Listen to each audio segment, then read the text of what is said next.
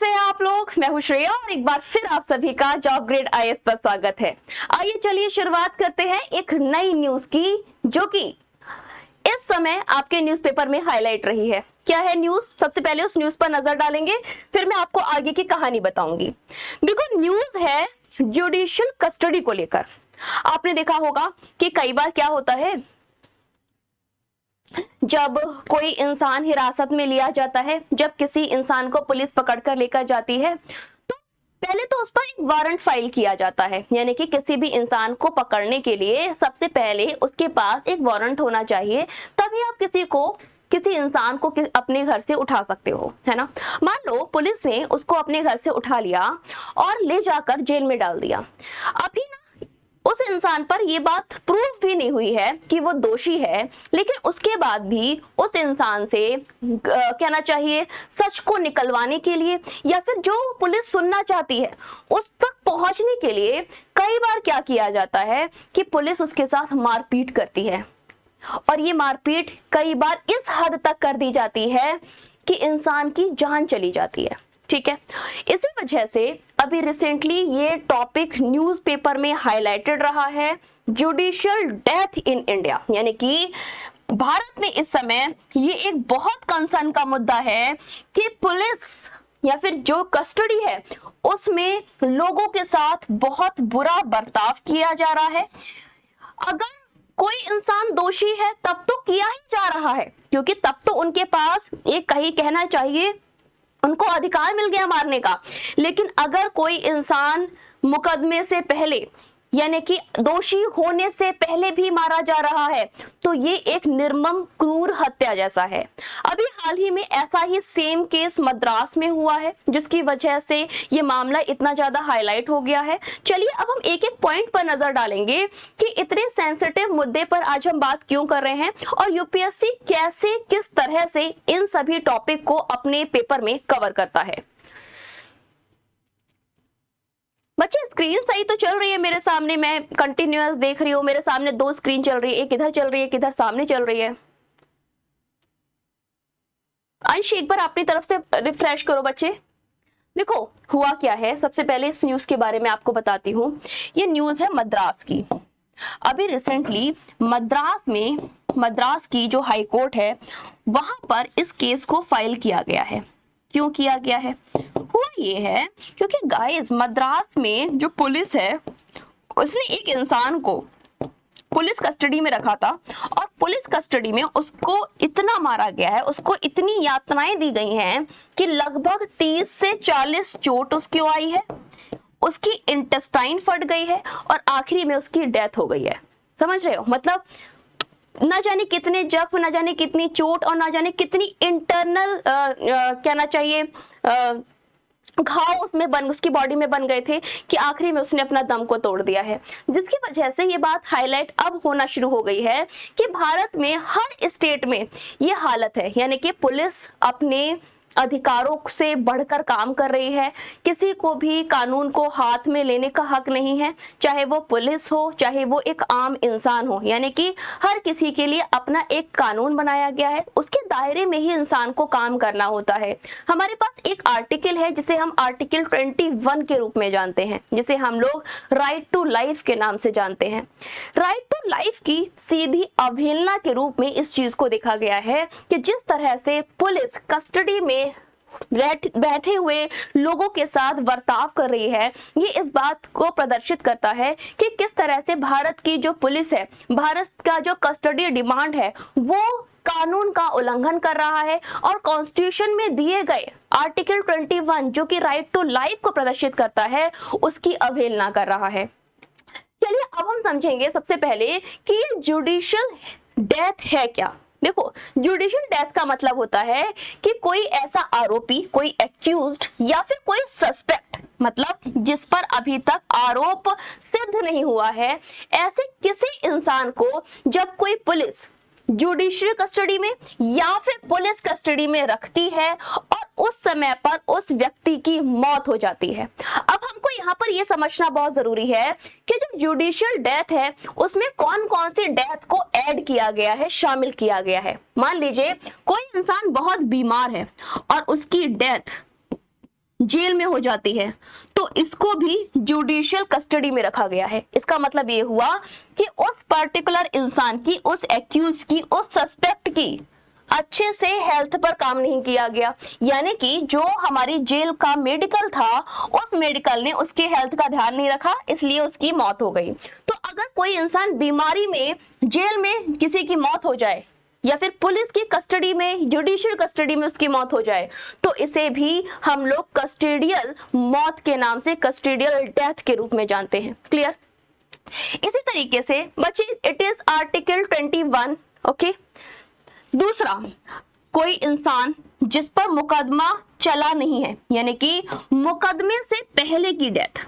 कोई इंसान है जिस पर मुकदमा चला नहीं है, यानी कि मुकदमे से पहले अगर किसी के साथ मारपीट की गई है और उसकी मौत हो जाए तो इसे भी जुडिशियल कस्टोडियल मौत के रूप में देखा गया है। बिल्कुल उसी तरह से मुकदमे के बाद अगर किसी इंसान की जेल में मौत हो जाती है, किसमें? जेल में मुकदमे के बाद अगर किसी की डेथ हो जाए तो इसे भी कस्टोडियल डेथ के रूप में देखा जाता है। सीधे शब्दों में बोला जाए तो अगर कोई इंसान पुलिस कस्टडी में है और किसी भी कंडीशन में उसकी डेथ होती है तो वो शामिल हो जाती है कस्टोडियल डेथ के अंदर। क्लियर? ये इस बात को दर्शाता है कि हमारी पुलिस, हमारा डिपार्टमेंट, हमारा जेल सिक्योरिटी जितने भी सस्पेक्ट्स हैं, जितने भी एक्यूज्ड हैं, उनको लेकर केयर नहीं है, उनको प्रिकॉशन नहीं दे रहा, उनका केयर नहीं रख रहा, उनका ख्याल नहीं रख रहा, यानी कि ऑन टाइम उनके लिए जो सर्विस चाहिए वो नहीं मिल रही है, जिसकी वजह से एक्यूज्ड या फिर सस्पेक्ट्स की डेथ हो जा रही है।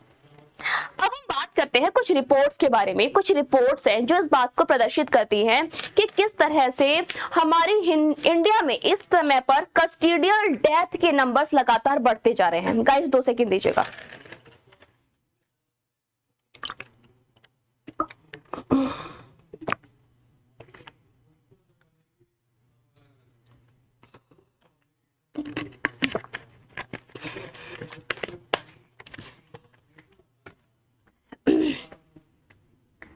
देखो, एनएचआरसी की रिपोर्ट बता रही है कि लगभग 2729 ऐसे सस्पेक्ट्स हैं जिनकी डेथ कस्टोडियल डेथ में हुई थी। गाइस, कस्टोडियल डेथ का मतलब तो आप समझ ही गए होंगे, ये 2014 का डेटा एनएचआरसी का मतलब क्या होता है? फुल फॉर्म में इसकी यहां पर लिख देती हूं। इसकी फुल फॉर्म होती है नेशनल ह्यूमन राइट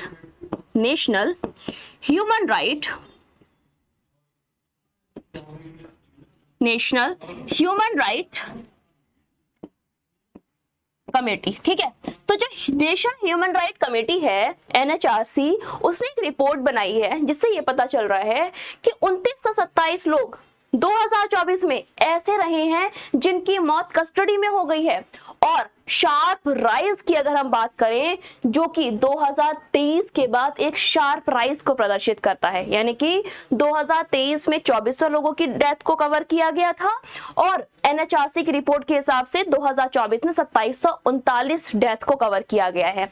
गाइस, ये तो वो डेथ हैं जो कि एनएचआरसी ने रिपोर्ट की हैं। अब ये सोचो कि ना जाने कितनी ऐसी हमारी डेथ होती हैं कस्टोडियल डेथ जो कि एनएचआरसी की रिपोर्ट के अंदर आती ही नहीं है। मतलब ये आंकड़ा और भी बड़ा है, बस रिपोर्ट में हमारे सामने इतना है। चलो एवरेज की बात कर लेते हैं। ऑन एवरेज अगर हम बात करें तो हर 5वें दिन पर, कितनी बड़ी बात है गाइस, सोचो जो इंसान कस्टडी में रह रहा होगा उसके लिए कितना खौफनाक मंजर है कि उसके हर 5वें दिन पर उसे अपनी जेल में किसी की मौत कस्टोडियल डेथ के रूप में देखने को मिल रही है। यानी कि पुलिस की मारपीट की वजह से जान जाना, बीमारी की वजह से जान जाना, हरेसमेंट की वजह से जान जाना, है ना, जिसकी वजह से जो बाकी लोग जी रहे हैं, वे जो बाकी कस्टोडियल और सस्पेक्ट्स हैं जो कि जेल के अंदर हैं, उनके लिए ये एक मेंटल हरेसमेंट के रूप में भी देखा जा रहा है। क्लियर? चलो अब हम बात करते हैं टाइप ऑफ कस्टोडियल डेथ के बारे में, किस तरह की कस्टोडियल डेथ्स हैं। गाइस देखो, जुडिशियल कस्टोडियल डेथ की बात करें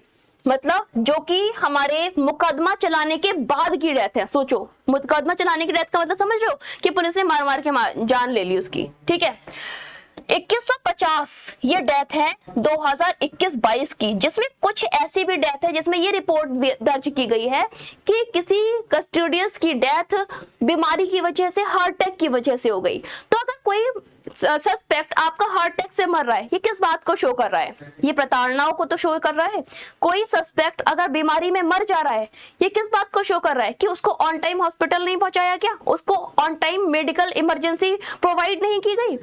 अगर कोई इंसान मारपीट से मर रहा है तो इस बात को प्रदर्शित कर रहा है कि उसको हद से ज्यादा मारा गया है, यानी कि ये एक जुडिशियल डेथ पर क्वेश्चन मार्क है। पुलिस कस्टडी डेथ को देखते हैं। 2021-22 की रिपोर्ट कहती है कि लगभग 2021-22 में हर पुलिस कस्टडी में 155 लोग हर साल मरे हैं जस्ट बिकॉज ऑफ मारपीट या फिर बीमारी। अब हम बात करते हैं रीसेंट केसेस के बारे में, जिसकी वजह से ये मामला आज के समय पर इतना बड़ा कंट्रोवर्सी बना हुआ है और इस पर इतनी ज्यादा चर्चा हो रही है। देखो, सबसे पहली चीज है, रीसेंट केसेस हैं कौन कौन से जिसकी वजह से ये मामला हाईलाइट होता हुआ दिख रहा है। सबसे पहला केस, पहला आप देख रहे होगे, सांथम कुलम केस है, ये 2020 का, जो कि तमिलनाडु में हुआ था। तमिलनाडु में क्या हुआ था, एक फादर और सन थे जिनका नाम था जयराज और बेनिनिक। इन दोनों की मृत्यु हुई थी। कैसे मृत्यु हुई थी? पुलिस ने इनको टॉर्चर किया था, बच्चे है ना, और इतना ज्यादा टॉर्चर किया गया कि एट द एंड इनकी डेथ हो गई थी। Triggered national outreach and arrest. इसके बाद नेशनल कहना चाहिए प्लेटफॉर्म पर बहुत हंगामा किया गया और फाइनली इस चीज को अरेस्ट किया गया, जिस इंसान ने या फिर जिस हवलदार ने इनको मारा था। उसके बाद एक और केस आया तमिलनाडु में ही, सेम। देखो जरा, 2020 में तमिलनाडु में केस आया, 2023 में तमिलनाडु में केस आया।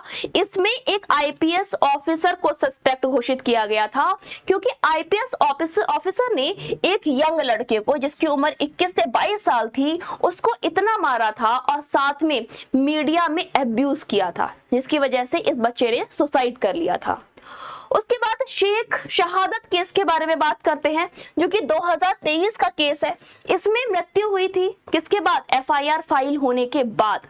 हुआ ये था, जब इस पे एफआईआर फाइल की गई थी, यानी कि इसको सिर्फ सस्पेक्ट रखा गया था, कोई ये एक्यूज नहीं था। उसके बाद भी इसके साथ पुलिस कस्टडी में इतना ज्यादा मारपीट हुआ कि इस बच्चे की जान चली गई, और ये जान मारपीट और टॉर्चर से गई है, ये पता चला था पोस्टमार्टम के बाद। उसके बाद ट्राइबल यूथ केस, ये गुना एमपी का केस है 2024 का। गाइस, ये तो ट्राइबल एक्ट के अंतर्गत भी आ जाता है, जिसकी वजह से ना केवल सेंट्रल गवर्नमेंट की तरफ से एक्टिविटी हो रही है, जो ट्राइबल की स्पेशल कम्युनिटी होती है उसकी तरफ से भी एक्शन चलाया गया, उसकी तरफ से भी इस पर केसेस दर्ज किए गए हैं। ध्यान रखना, परधी यूथ डाई इन कस्टडी। एक यंग बच्चा था जिसका नाम था परधी, जो पुलिस कस्टडी में जिसकी डेथ हो गई थी। कब? उसकी ही शादी वाले दिन। And sparked state wise protest, जिसकी वजह से पूरे स्टेट में प्रोटेस्ट किया गया था। सोमंत सूर्यवंशी केस के बारे में बात कर लेते हैं। ये महाराष्ट्र का 2024 का केस है, जिसमें एक लॉ का स्टूडेंट था जो कि जुडिशियल कस्टडी में था, और बॉम्बे हाई कोर्ट ऑर्डर पर इसे एसआईटी प्रोब घोषित किया गया था। नरिंदर दीप सिंह केस के बारे में बात करते हैं, जो कि 2025 का अभी नया केस है। इसमें क्या हुआ था? पुलिस की लॉकअप में ये इंसान बंद था, इसकी फैमिली को टॉर्चर किया गया था, जिसकी वजह से सीबीआई पोप कमांडेंट के द्वारा इसकी पूरी फैमिली को टॉर्चर किया गया, और फिर इसका फाइनल डिसीजन क्या हुआ कि इस बच्चे ने उस कहना चाहिए लॉकअप में अपनी जान दे दी थी। जीत कुमार केस के बारे में बात करते हैं, जो कि अभी का केस है, जिसके वजह से हम लोग इतना सारी कहानी पढ़ रहे हैं। ये एक टेंपल गार्ड है जिसकी डेथ हुई थी। किसकी वजह से? पुलिस ने इसको मारा था, और सीबीआई प्रोब था उसका ऑर्डर किया गया था। किसके द्वारा? चीफ मिनिस्टर के द्वारा। तब ये मामला इतना ज्यादा हाईलाइट हो गया था। अब हम बात करते हैं ऑफिशियल स्टेट वाइज डेटा की तरफ कि ये तो हमारा एक एक ओवर हमने एक रिसेंट कहानी बता दी जो कि इतनी ज्यादा highlighted national human right community की तरफ से की गई थी, ये वो कहानियां थी। लेकिन 2021-22 के अगर आंकड़ों की तरफ देखें तो उत्तर प्रदेश में 501 मौत हुई है, वेस्ट बंगाल में 257 डेथ हुई है, बिहार में 237 ऐसी मौत हुई हैं जो कि किसी पुलिस कस्टडी या फिर जुडिशियल कस्टडी में की गई हैं। महाराष्ट्र में 157, मध्य प्रदेश में 201, तमिलनाडु में 109 और दिल्ली में 65 हुई है। यानी कि सबसे कम अगर कस्टडी में मौत हुई है तो वो दिल्ली में हुई है। बाकी आप नंबर देख रहे हो, सबसे ज्यादा मौत उत्तर प्रदेश में हुई है। और इसीलिए मुझे लगता है इतना ज्यादा क्राइम मूवीज में उत्तर प्रदेश को हाईलाइट किया जाता है, समझ रहे हो, क्योंकि यहाँ पे तो सब चौड़ में रहते हैं, फिर चाहे वो इंसान एक नॉर्मल इंसान हो या फिर पुलिस हो, है ना। चलिए, उत्तर प्रदेश, वेस्ट बंगाल, बिहार, महाराष्ट्र, मध्य प्रदेश, तमिलनाडु, दिल्ली में सबसे अधिक मामले यहाँ पर दर्ज किए गए हैं। की फाइंडिंग टर्म्स पे नजर डाल लेते हैं। टोटल कस्टडी में डेथ कितनी हुई है, वो 5 साल में हो गई है 9112। वहीं पर डिसिप्लिनरी एक्शन की अगर बात करें तो सिर्फ 21 ऐसे केसेस हैं जिनमें इस पर कोई एक्ट किया गया है, कोई कार्यवाही की गई है ना। 21 मामले ऐसे हैं जिस पर कोई कार्रवाई की गई है, बाकी किसी पर नहीं की गई है। 69 डेथ ऐसी हैं जिसमें किसी इंसान को बीमारी थी या फिर किसी ने सुसाइड कर लिया। 6% ऐसे केसेस हैं जिसमें पुलिस असॉल्ट की वजह से लोगों की मौत हुई है। ओके, रिसेंट नोटेबल केसेस कौन कौन से हैं? पहला केस है पी जयराज और बेनिक्स का, है ना। ये दोनों कौन थे? फादर और बेटे थे तमिलनाडु के, ठीक है। उसके बाद दूसरा एक केस था जो कि के राजकुमार 2019 की मौत थी केरला की, जो कि टॉर्चर की वजह से, पुलिस कस्टडी में टॉर्चर की वजह से उसकी मौत हो गई थी। लीगल प्रोविजन पर अब बात करते हैं कि अगर कोई पुलिस किसी बच्चे को या फिर किसी इंसान को मुकदमे से पहले, मुकदमे के बाद, एक्यूज टाइम पर या फिर सस्पेक्ट टाइम पर इतना मारती है कि टॉर्चर की वजह से उसकी डेथ हो जाती है, तो इसके लिए कौन कौन सी धाराएं हैं जिनके अंतर्गत हम एक बार फिर से पुलिस का या फिर कोर्ट का, नॉट पुलिस का, कोर्ट का दरवाजा खटखटा सकते हैं। देखो, एक है आईपीसी की धारा 302। ये क्या बताती है? ये इस बात के लिए कहना चाहिए अपील कराती है कि मर्डर चार्ज है ये किस पर? पुलिस पर, जब कोई इंसान जब किसी इंसान की कस्टोडियल डेथ होती है। उसके बाद एक है आईपीसी की धारा अंश, मैं भी यूपी में ही हूँ। एक है आईपीसी की धारा 304, है ना। 304 क्या बताती है गाइस? ये वो बताती है कि किसी इंसान को बिना किसी कारण से मार दिया गया, मतलब ना तो उसने कुछ किया था, है ना उस पर अभी तक ये बात प्रूफ हुई थी कि वो दोषी है, लेकिन उसको इतना टॉर्चर किया गया कि वो उसकी डेथ हो गई, है ना। तो ये क्या है? ये भी एक मर्डर है।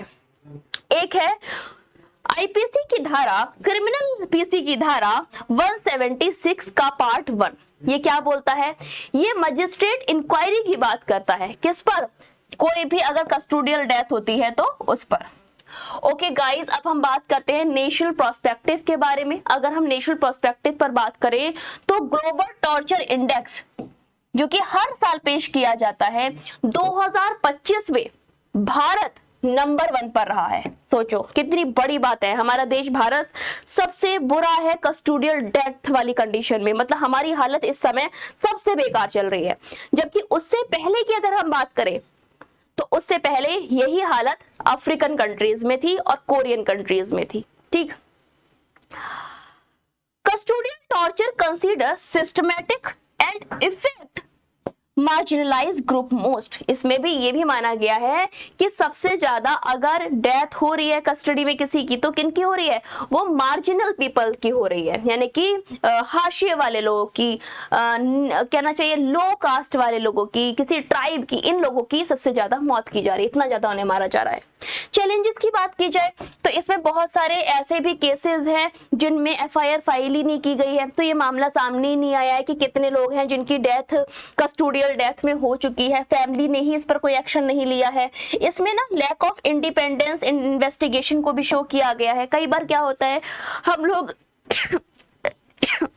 हम लोग ठीक होते हैं, हम गलत नहीं होते हैं, लेकिन अगर हम कहीं पर भी केस फाइल करने जाते हैं, पुलिस के पास जाते हैं, तो पुलिस उल्टा हम ही को और परेशान कर देती है। तो ये एक लैक ऑफ इंडिपेंडेंस को शो करता है कि हम अपनी इन्वेस्टिगेशन में इंडिपेंडेंसी को नहीं दर्शा पाते हैं। India has not yet ratify for UN convention against torture. अभी तक इंडिया की अगर हम बात करें तो भारत में अभी भी यूएन कन्वेंशन में हम लोग एडिशनल एक पार्ट नहीं है। किसके लिए? टॉर्चर इंडेक्स के लिए, यानी कि जितने भी टॉर्चर अभी तक इंडिया में देखे गए हैं उसका अभी तक यूएन की तरफ से कोई एक्शन नहीं लिया गया है। रीसेंट डेवलपमेंट्स की बात कर लेते हैं। रिसेंट में क्या क्या हुआ है। फरवरी 2025 में United Kingdom court denied extradition in India in cities किसमें?